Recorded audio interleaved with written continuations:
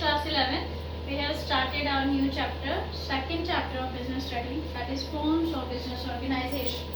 हमने forms of business organization start कर दिया था बेटा, forms of business organization,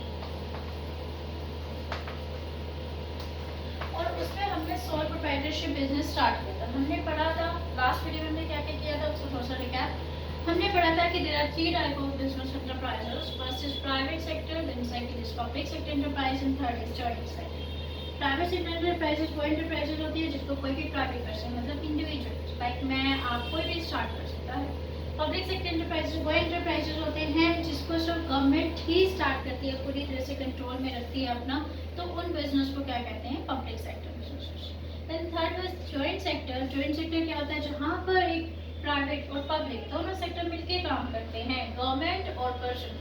जैसे प्राइवेट कंपनी रिलायंस वगैरह है, अगर वो गवर्नमेंट के साथ मिलके एक प्रोजेक्ट को करती है तो उसी को हम क्या कहते हैं, जॉइंट सेक्टर, जहाँ प्राइवेट और पब्लिक दोनों मिलके काम करते हैं. तो मैंने आपको बताया था कि इस टाइम हम लोग क्या करने वाले हैं, इस चैप्टर में क्या पढ़ने वाले हैं, प्राइवेट सेक्टर एंटरप्राइज को पढ़ने वाले हैं. प्राइवेट सेक्टर एंटरप्राइजेस के मैंने आपको 5 फॉर्म बताए थे. पहला था सोल प्रोप्राइटरशिप, सेकेंड था partnership, third joint in the family business, fourth cooperative organization या कोऑपरेटिव सोसाइटी भी बोलते हैं जिसको, एंड फिफ्थ इज कंपनी. तो हमने स्टार्ट कर दिया था बेटा सोल प्रोप्राइटरशिप. सोल प्रोप्राइटरशिप के मैंने आपको, या सोल प्रोप्राइटरशिप छोड़िए अभी, फिलहाल मैंने आपको ये बताया था कि जितने भी हम फॉर्म ऑफ बिजनेस ऑर्गेनाइजेशन करेंगे उन सब के हमें 4 थिंग्स करने हैं. First is meaning, second is feature, third is merit and fourth is demand. ये तो हम करेंगे राइट. तो अब हमने सोल प्रोप्राइटरशिप बिजनेस स्टार्ट कर दिया था, उसका हमने मीनिंग पढ़ा. मीनिंग सोल प्रोप्राइटरशिप का मीनिंग क्या होता है बिजनेस का, that business which is owned, managed and controlled by one person only, that is called sole proprietorship business. जिसको एक ही पर्सन मैनेज करता है, कंट्रोल करता है, उसी का ही वो बिजनेस होता है, तो उसी को हम सोल प्रोप्राइटरशिप बिजनेस कहते हैं. फिर हमने उसके फीचर्स पढ़े राइट. और नेक्स्ट अब मैरिज एंड डिमैरिज आज हम करेंगे. तो मैरिज में हमने क्या करना है,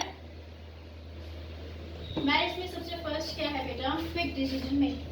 डिसीजन मेकिंग बहुत ही क्विक है, हम सबको पता है. और मैंने आपको एक चीज़ कही कि अगर आप प्रैक्टिकली इसको इमेजिन करना चाहते हैं, ज्यूम करना चाहते हैं, तो आप किसी शॉपकीपर को याद कर लीजिए. मतलब जो आपके घर के पास कोई भी शॉपकीपर है, एक्चुअली वो भी सोल प्रोप्राइटरशिप बिजनेस में ही आता है.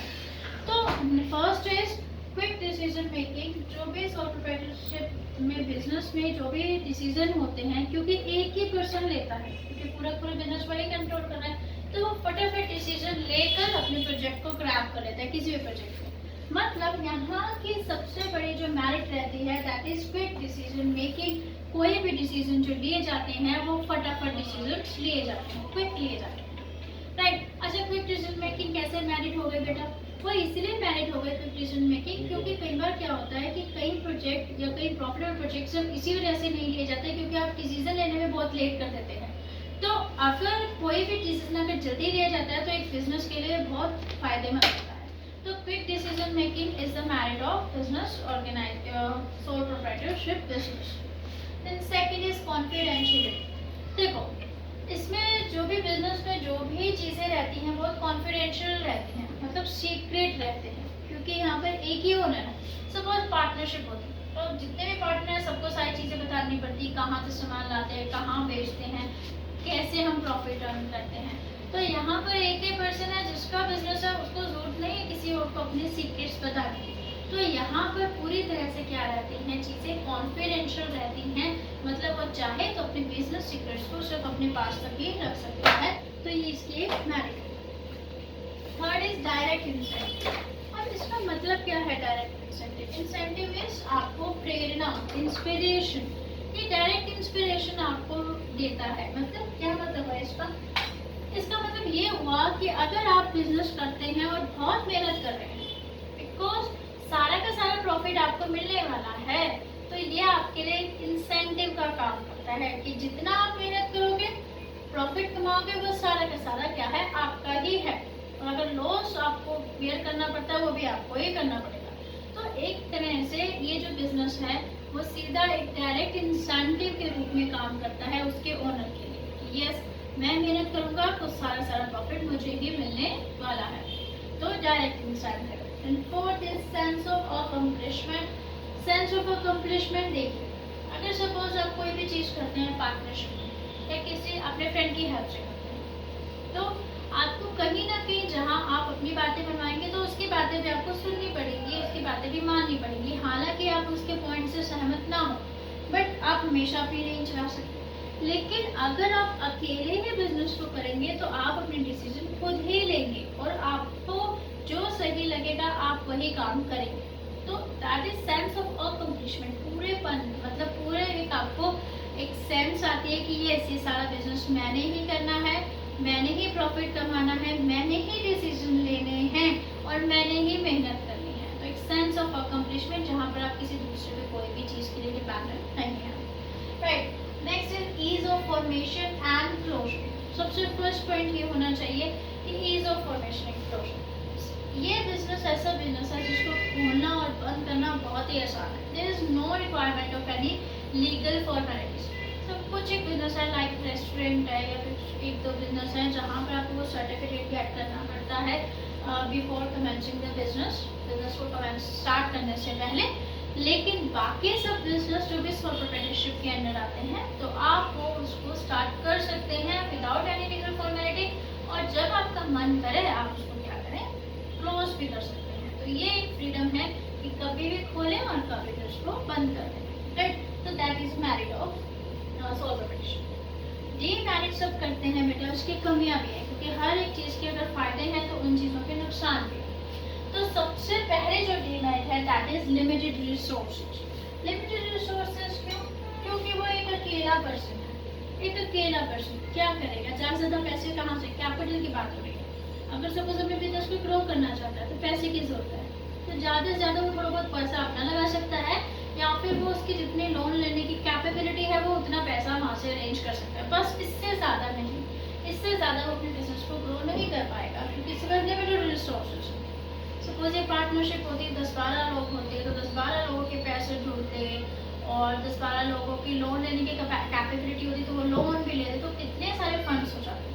लेकिन यहाँ पर क्योंकि अकेला ही पर्सन है जो बिजनेस को चला रहा है, उसका ओनर है, तो उसके लोन लेने की कैपेबिलिटी भी कम है या लोन लेने की कैपेसिटी भी एक लिमिट तक ही होती है और अपना पैसा भी एक लिमिट तक ही होता है। तो उसके पास जो पैसे हैं या रिसोर्सेज हैं वो बहुत ही क्या होते हैं, कम होते हैं। Then limited life of business या फिर इसको लैक ऑफ कॉन्टिन्यूटी भी कहते हैं। अभी मैंने आपको बताया कि जो बिजनेस है जब चाहे बंद हो जाए, जब चाहे आप उसको खोल सकते हैं, लेकिन इसकी सबसे बड़ी प्रॉब्लम ये है कि इसमें कॉन्टिन्यूटी नहीं रहती। क्यों कॉन्टिन्यूटी नहीं रहती?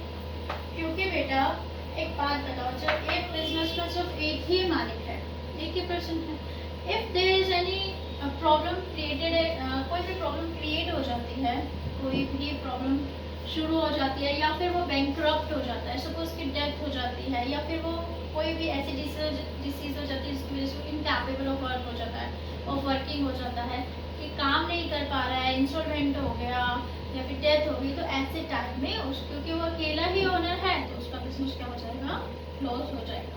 तो लैक ऑफ कॉन्टिन्यूटी मिलती है इस बिजनेस में क्योंकि पूरे का पूरा बिजनेस एक ही पर्सन पे क्या है, डिपेंड है, और अगर उस पर्सन को कुछ हो गया तो बिजनेस क्या हो जाएगा, क्लोज हो जाएगा।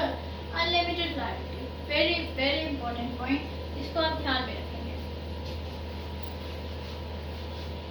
देखिए बेटा, लायबिलिटी का पॉइंट हम हर फॉर्म ऑफ बिजनेस ऑर्गेनाइजेशन में करने वाले हैं, तो ज़रूरत है कि आप इसको अच्छी तरह से समझ लें कि होता क्या है लायबिलिटी।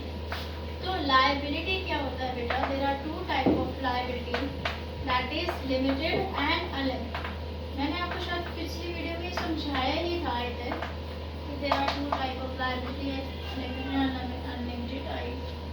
मुझे याद नहीं आ रहा है कि मुझे मैंने समझाया था, थोड़ा सा कर लेते हैं, ना समझाया था। चलो, लिमिटेड लायबिलिटी वो लायबिलिटी होती है जब बिजनेस के ओनर को अगर सपोज बिजनेस में कोई लॉस हो जाए तो ऐसे टाइम में उसके पर्सनल प्रॉपर्टी को कोई भी हाथ नहीं लगा सकता। इसका मतलब उसकी लायबिलिटी लिमिटेड है up to the assets of the business. Business की प्रॉपर्टी बेच के इतना पैसा हो गया तो अपने लोन को चुका दे, बस उसकी प्राइवेट प्रॉपर्टी मतलब उसके घर मकान उसके कार उस चीज़ को कोई हाथ नहीं लगा सकता। जब मैं कहूँ कि अनलिमिटेड लायबिलिटी है, अनलिमिटेड लायबिलिटी का मतलब ये है कि अगर बिजनेस में लॉस हो जाए तो लायबिलिटी पे करने के लिए बिजनेसमैन की प्राइवेट प्रॉपर्टी को भी यूज कर सकते हैं। जैसे उसके घर को, उसकी कार को, उसकी डिफरेंट टाइप ऑफ एसेट्स होंगी, उसकी प्राइवेट प्रॉपर्टी होंगी, तो उसको भी यूज कर सकते हैं। तब बिजनेस की प्रॉपर्टी तो बेचेंगे ही लोन को पेमेंट करने के लिए, लेकिन उसकी प्राइवेट प्रॉपर्टी को भी हम यूज कर सकते हैं। तो ऐसे में हम कहेंगे कि बिजनेस की लायबिलिटी अनलिमिटेड है। बिजनेस प्लस प्राइवेट प्रॉपर्टी भी यूज कर सकते हैं उसके लोन्स को, उसकी लायबिलिटी को पे ऑफ करने के लिए। अब यहाँ पर देखेंगे बेटा, यहाँ पर अनलिमिटेड लायबिलिटी है, इसका मतलब यहाँ पर भी सोल प्रोप्राइटर की प्राइवेट प्रॉपर्टी को भी यूज कर सकते हैं अगर उसको बिजनेस में लोन लॉस हो जाता है या कोई लोन पेमेंट करना पड़ता है। तो बेशक ध्यान रखिए बेटा, अनलिमिटेड लायबिलिटी हमेशा डीमेरिट में जाएगी, और अगर लिमिटेड लायबिलिटी होती है तो हमेशा मेरिट में ही जाएगी। तो यहाँ पर अनलिमिटेड लायबिलिटी है तो मैंने इसको डीमेरिट में लिख दिया। लिमिटेड होती किसी फॉर्म ऑफ बिजनेस ऑर्गेनाइजेशन में तो मैं इसको मेरिट में लिख देती। तो लायबिलिटी पॉइंट तो आपका 100% आना ही है हर फॉर्म ऑफ ऑर्गेनाइजेशन में, right. Next, limited managerial ability. अभी हमने किया कि डिसीजन बहुत फास्ट हो जाते हैं, 80% है, लेकिन एक प्रॉब्लम एक और भी है। अब कहते हैं ना कि 1 से 2 भले, कि अगर कोई भी डिसीजन लेना है तो अगर 2 लोगों की सलाह ले ले, एडवाइस ले, तो कितना सही रहेगा, डिसीजन बड़ा अच्छी तरह से होगा। लेकिन यहाँ पर he is the sole owner of the business, और पूरे बिजनेस का अकेला ही मालिक है, डिसीजन भी खुद लेने वाला है। तो ऐसे में ज़रूरी नहीं है कि उसको चीज़ें मैनेज करनी बड़ी अच्छी तरह से आती हो, मतलब परचेज करनी बहुत अच्छी तरह से, सेल करनी भी बहुत अच्छी तरह से, डील करना भी बहुत अच्छी तरह से, पूरे बिजनेस को बहुत अच्छी तरह से मैनेज करना आता है। तो ऐसे में जो उसकी मैनेजर स्किल है बहुत ही लिमिटेड होती हैं, बहुत ही कम पाई जाती हैं। तो बजाय कि अगर ज़्यादा पर्सन होते तो वो सब अपने अपने स्किल का यूज़ करते हैं, राइट। तो हम कह सकते हैं कि इसकी एक डीमेरिट हम कर सकते हैं, that is limited managerial skill, right. अब प्रॉब्लम ये है कि कई स्टूडेंट्स को हम यहाँ पर देखते हैं डिफरेंट ऑथर्स की बुक लगी होती हैं, कहीं में सिंगला है, कहीं में पूनम गांधी है, छाबड़ा है, कहीं में संदीप गर्गी है, राइट।